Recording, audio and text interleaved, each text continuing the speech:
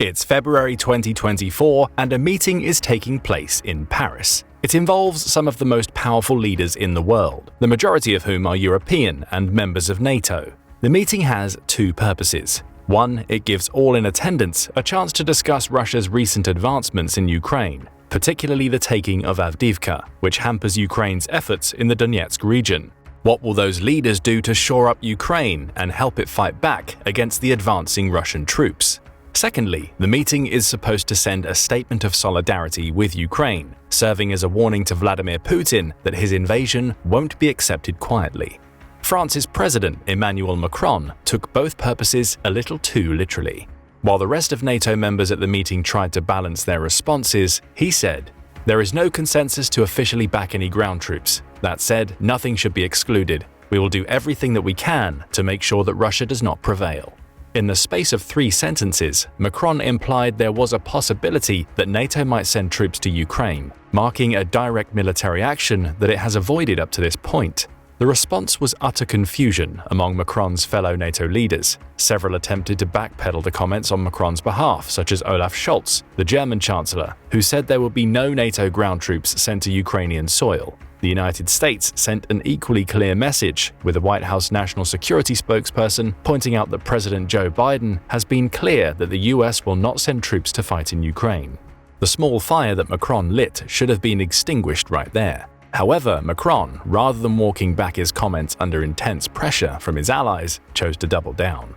Just days after the meeting in which he made these remarks, he found himself at the Olympic Village France is building in Paris in preparation for the 2024 Olympics. Quizzed by reporters, he told them that the Ukraine crisis was a sufficiently serious issue. Every word he said was measured, weighed, and thought through, he said, suggesting that the idea of dragging NATO into Ukraine has been on his mind for a while. That brings us to the 2 questions we'll answer in this video. Why does France, and Macron in particular, want to enter Ukraine? And perhaps more importantly, will he be able to force NATO into the fight if he chooses to send French troops onto Ukrainian soil? To answer the first of those questions, we have to delve into France's military history. France has been considered one of the world's most powerful military nations. Napoleonic France, especially, saw the nation reach immense military heights, leading it to briefly ruling over a colonial empire that included large swathes of Africa. Expansion of that colonial empire continued through much of the first half of the 19th century, with France achieving key victories over the Habsburgs and Russia. Then it all started to fall apart. Perhaps overconfident following its latest victories, France appeared to underestimate the threat posed to it by Prussia. When the 2 nations went to war in 1870, France was defeated in a little over a year, ending any semblance of control it had over Europe while also paving the way for a united Germany to become one of the continent's major powers. It only got worse for France as it entered the 20th century. World War I brought with it another fight with Germany and a war that would lead to France losing 1,397,800 soldiers, along with 300,000 civilians. All told, France accounted for 25% of the war's deaths, second only to Russia, and was weakened even further militarily. When World War II came around, France was quickly overrun by the Nazis, with the country then having to rely on external allies and its own resistance movements to fight back against Nazi rule. It was another costly war. France recorded 217,600 military deaths and a staggering 350,000 civilian deaths. In less than 100 years, France had gone from being one of Europe's most impressive military powers to one of the weakest among the continent's major nations. Despite coming out on the winning side in World War II, France had seen 400,000 of its buildings destroyed, with 10 times that number being damaged, and was producing just 40% of what it had before the war in agricultural and industrial sectors. But there were some bright spots. Despite the damage at home, France had most of its colonial empire intact, at least for a while. Soon it would find itself fighting multiple wars overseas to try and maintain that empire, most of which it lost. It was this series of losses that led to France focusing on rebuilding its army while creating new relationships within Europe. In 1957, it became a founding member of the European Economic Community, which would later evolve into the European Union, or EU, showcasing a desire to build through collaboration. The country was also a founding member of NATO, again setting itself up as a team player in an organization designed to keep the peace. France wished to position itself as a problem solver, a peacekeeper, and to do that, it would have to back that positioning with a stronger military. That brings us to today. According to Global Firepower, France has the world's 11th strongest military. Its army has 200,000 active personnel, with another 26,000 in reserve, and it maintains plentiful stocks of aircraft, naval vessels, and ground-based equipment. It's also a nuclear nation, one of only 9 in the world, with a stockpile of 290 nukes that make it a clear threat to any other country on the planet. But now you're likely asking yourself what any of this has to do with dragging NATO into the Ukraine war. This brief history highlights how France went through an extended period of military humiliation only to pull itself back into a position of geopolitical importance. It did that by forming alliances and rebuilding its military, and it did it knowing full well that an aggressive nation that goes unchecked not only presents a threat to the country it invades, but can go on to threaten many more. It saw that in World War II, when Germany took Poland and went on to dominate most of Europe before the Allies found a way to fight back. And perhaps Macron is seeing something similar occurring in Russia and Ukraine today. He may see the war as the starting point of something much larger, with his comments about sending NATO troops into Ukraine being intended to show that France would fight against Russian aggression. He may also have wanted them to serve as a reminder to his NATO allies that fighting against such a threat would require a unified show of force, allowing him to argue for all of NATO to get directly involved in the war. Plus, by being the driving force behind NATO involvement, Macron would stand as the first person to suggest direct action in Ukraine. France could emphasize its position as a peacekeeper and gain more power on the geopolitical level. But those reasons are speculative and far from the only possible reasons behind Macron's statements. It's also worth pointing out that France faces plenty of problems at home that could have caused Macron to suggest NATO action in Ukraine. He's dealing with a nation in crisis over immigration. According to the Permanent Mission of France to the United Nations in New York, France is currently home to around 700,000 asylum seekers and refugees. It's also a heavy contributor to the Office of the High Commissioner for Refugees, contributing about $100.6 million to the organization, which all again feeds into this image of France as a nation building itself up through helping and cooperating with others.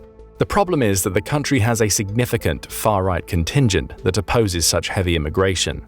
In January 2024, Macron unveiled a controversial bill that was immediately made law that implements a host of measures intended to curb immigration in the country. That bill makes it more difficult for those who move to France to bring their family members along with them, as well as limiting access to welfare benefits.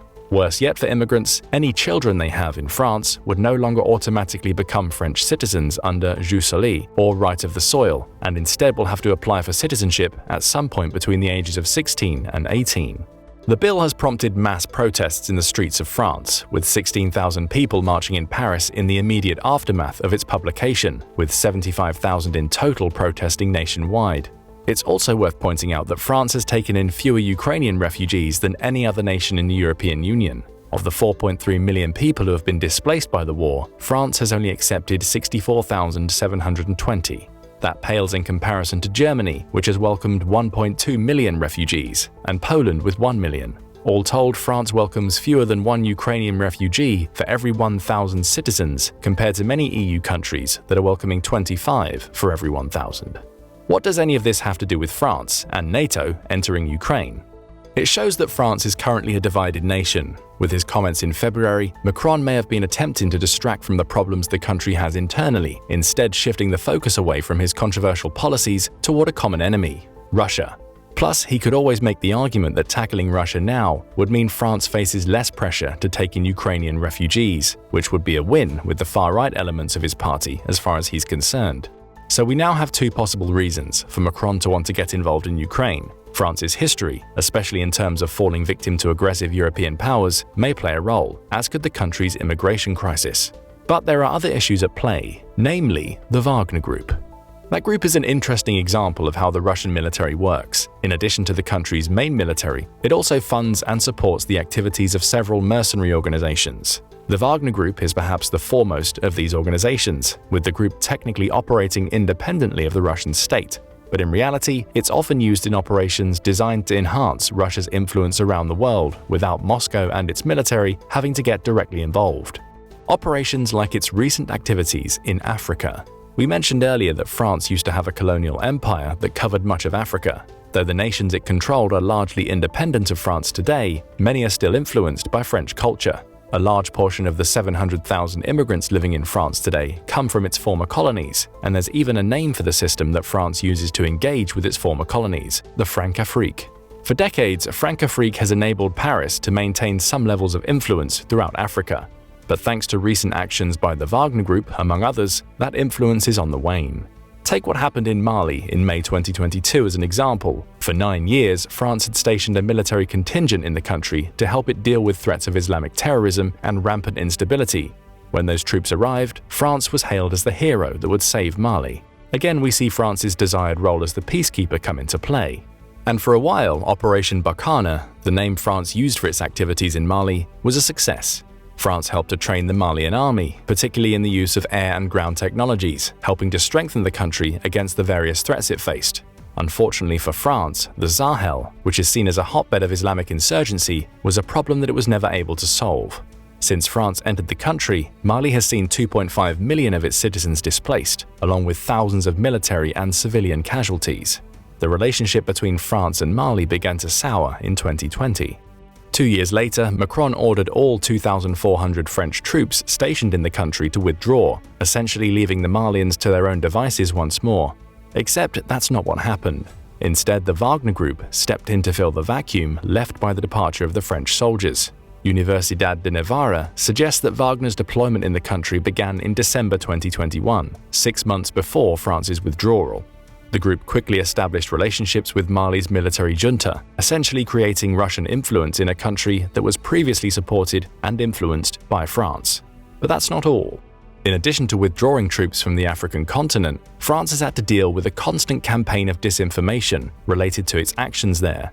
For instance, March 2023 saw a video begin circulating on the web that showed armed men storming a gold mine in the Central African Republic, or the CAR, and killing 9 Chinese nationals. In the video, a rebel fighter from the CAR is seen proclaiming that the French want to drive Wagner out of Africa. Alarm bells rang in Paris. The implication from the video was that Paris had ordered the storming of the mine, perhaps intending to use the murders to discredit its Russian rival and strengthen its influence in the CAR once more. It's unlikely that was the case, with Reuters suggesting that the video was part of a concerted campaign of disinformation and Russian propaganda designed to paint France as the villain in the eyes of the wider African population. And it worked. While it's inaccurate to claim that Francafrique is no more, it's certainly less effective today than it was even a decade ago. And therein lies another reason why France might want to enter Ukraine. It sees that it's losing influence to Russia. Where the Wagner Group has helped to strengthen Moscow's influence in Africa, the Russian military is looking to do the same in Europe. If Russia takes Ukraine, then the obvious question, at least in Macron's mind, is who's next. After all, Macron has seen Russia advance in Ukraine. Though Kyiv enjoyed some early success in the war, aided by financial backing from the West, it managed to push Russian forces back and cause serious damage to the Black Sea Fleet. It's been capitulating ever since. Its counter-offensive in 2023 ended in failure, and Russia has been able to take territory ever since. Avdiivka is a prime example, with the war increasingly looking like it will end in a Russian victory unless Western nations are able to intervene further. Taking Ukraine gives Russia more influence in Europe, and with that influence could come an emboldened Moscow. Next on the agenda, potentially Moldova. Though Moldova works closely with NATO, it's not a member of the organization. As such, Putin won't have to worry about triggering Article 5 of NATO's charter, as an invasion of Moldova wouldn't be a strike at a NATO member nation. But it would allow Russia to push further west, taking another slice of Europe in the process while expanding its influence.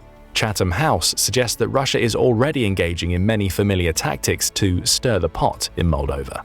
The country's public information spaces are being targeted with disinformation, all designed to eat away at the country's social cohesion. Plus, Moscow is actively backing pro-Russian opposition to Moldova's president, Maia Sandu, with success meaning it could potentially turn Moldova into a proxy state. Chatham House calls this campaign of destabilization Russia's hybrid measures, and there's evidence of it in Moscow's attempts to influence the country's elections. In 2023, Moscow sent around $55 million into Moldova in an effort to buy votes and strengthen the country's pro-Russian groups. Moldova's National Security Service has even accused Russia's oligarchs of getting involved. They believe Moldovan oligarch Ilan Shor paid millions to stage protests in the country to further Moscow's agenda. All of this shows that Russia has a definite interest in controlling Moldova. And if it hasn't been able to achieve its goal through hybrid measures, its next step might be to try and take the country by force. It would have to wait until it succeeds in Ukraine, giving itself time to replenish its diminished forces. But once it's ready, it could use Ukraine's border with Moldova as the launching point for a new invasion. After all, Putin knows that NATO won't come to Moldova's defense with anything other than money and equipment. It's proven that in Ukraine already. Macron will also be well aware that many of the tactics Russia is using in Moldova are tactics it's already used against France. We saw that with the video that leaked from the CAR, with that piece of propaganda clearly implying France was responsible for the assault, and it's an issue that Macron increasingly has to deal with at home. According to Matthew Droin, a fellow of the Center for Strategic and International Studies, France has been a particular target of hybrid attacks, cyber and disinformation recently. This probably helped Macron come to terms with the reality of a more aggressive Russia. Perhaps that's what Macron means when he says that his comments about sending NATO troops into Ukraine were well thought out. He's already seeing Russia invade France, albeit in a non-traditional way, and he knows Moscow is gradually reducing his country's influence in Africa and Europe. Perhaps he sees this as part of a wider campaign that involves the entirety of NATO. After all, if Putin is so willing to target France, he's likely spreading disinformation and sowing seeds of discontent in other NATO countries. Finally, there's one other issue that could be pushing Macron to want to enter Ukraine: Donald Trump. During his current presidential campaigning, Trump has repeatedly claimed that he would withdraw the US from NATO if the other members don't start paying their way. That's a threat that much of Europe is taking seriously, even if it ultimately proves hollow. As Artin Dersimonian, a research fellow at the Quincy Institute for Responsible Statecraft, puts it, undoubtedly, concerns about a second Trump presidency have woken Europeans up to the fact that they need to do more for their own defense. He goes on to say that this realization may have given Macron the push he needed to work towards strategic autonomy from the United States. News outlet Al Jazeera appears to agree, claiming that Macron wants to advance a vision of a Europe that doesn't have to rely on Washington to support in defending itself. In that context, perhaps Macron's comments about sending NATO troops into Ukraine weren't directed at every NATO member. Instead, they may have been designed as a wake-up call to the rest of Europe about the need to present a stronger united front against an increasingly aggressive Russia. After all, the US may be Russia's biggest rival, but it's Europe that has to deal with Putin in its backyard. All of this leads us to a final question. Is it possible that France could actually force NATO into the war in Ukraine? If you listen to Macron's fellow NATO members, the answer is a categorical no. As we pointed out at the beginning of the video, most of France's compatriots were quick to distance themselves from Macron's remarks. Germany's Chancellor and the United States were joined in their denials that a NATO presence in Ukraine is a viable option by the UK's Prime Minister Rishi Sunak. He said that Britain has no plans to engage in a large-scale military deployment in Ukraine, instead limiting itself to the people it has stationed there to help train Ukrainian soldiers. Italy's Prime Minister Giorgia Meloni was equally quick to issue a denial, with NATO's Secretary-General Jens Stoltenberg also denying that sending troops into Ukraine was a consideration. Ukraine isn't a NATO member, so why should it receive that level of support? Russia, for its part, had a field day with Macron's comments. Soon after they were made, Kremlin spokesperson Dmitry Peskov was quick to point out that any such action would lead to a direct conflict between Russia and NATO. In that case, he said, we would need to talk not about the probability, but about the inevitability of direct conflict. The counter-threat was issued. And a month later, in March 2024, President Vladimir Putin made it clear that Russia had no intention to start a war with NATO. Speaking to Russian military pilots during a visit to one of the country's air bases, he claimed that any statements made about Russia's intentions to attack any other country in Europe after it wins in Ukraine were sheer nonsense. He called the very concept of Russia going to war with NATO ravings, in what was clearly a none-too-subtle dig at Macron. Putin used Macron's statements to undermine France's president, just as France believes he's using cyber and disinformation campaigns to undermine France itself. Still, should France choose to go it alone, would it be able to drag any of its NATO allies into the conflict along with it? That question is more difficult to answer. Macron may hope that his NATO allies would apply Article 5 of the NATO Charter to the situation. However, they wouldn't have to. Article 5 only covers attacks on NATO allies on their home soil. France entering Ukraine and subsequently being attacked doesn't fit that description, meaning Macron would be hoping that his allies would simply support his actions rather than being guaranteed their support. So where does all of this leave France in the context of the Ukraine crisis? Macron clearly believes that now is the time to involve NATO directly in the war. He wouldn't have raised the possibility if he didn't. He may see Russia's increasing aggression as an early sign that it has ambitions to take control of other European countries, such as Moldova, and may even believe that the crisis in Ukraine is simply the precursor for a wider war that could engulf all of Europe. To Macron, NATO has to nip that possibility in the bud now by asserting its dominance in the region and pushing Russia out of Ukraine. But there's also some self-interest at play here. France has increasingly found itself the victim of hybrid attacks by Russia, with Macron himself having been undermined by Putin in the wake of his comments. It's also seeing Russia's influence grow in Africa as France's wanes, giving Macron a geopolitical reason to want to quell Putin's ambitions. Plus, focusing his nation on war would help to distract from other issues, such as immigration, that are causing divides in France into which Russia's disinformation campaigns could feed. Whatever the case may be, Macron would have to do a lot more than simply send French troops into Ukraine to convince his NATO allies that they need to send troops of their own. And that's where we turn the questions over to you. Do you believe that NATO will ever enter Ukraine, as Macron suggests they should? How much of a threat, if any, do you feel Russia will pose to the rest of Europe if it wins the war in Ukraine? And do you believe Macron's fears of an ever-strengthening Russia are well-founded? Tell us what you think in the comments, and thank you for watching the video. Now go and check out why France is preparing for all-out war, or click this other video instead.